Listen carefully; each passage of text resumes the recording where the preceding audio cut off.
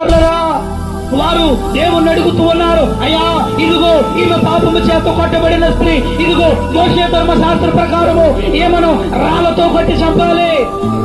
నీ సమాధానం ఏంటో చెప్పు, నీ సమాధానం ఏంటో చెప్పు, నీ సమాధానం ఏంటో చెప్పు అని ఆయనను అడిగినప్పుడు ఆయన ఏమంటూ ఉన్నాడు తెలుసునా?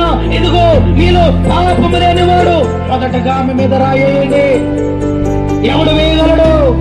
లోకములో ఎవడు ఉన్నాడు? అతడు మహనీయుడైన వాడు.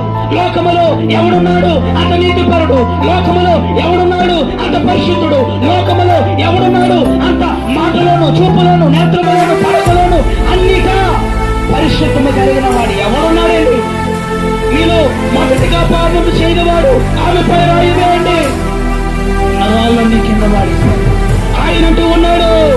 ఆ రాళ్ళు ఆమె పాపముల నుండి విడుదల చేయలేకపోయాయి. ఆ దెబ్బలు ఆమె యొక్క వ్యభిచారము నుండి విడుదల చేయలేకపోయాయి. ఆ శాస్త్రులైన వారు, పరిశోధులైన వారు ఆమెను ఆ పాపము నుండి విడుదల చేయలేకపోయారు.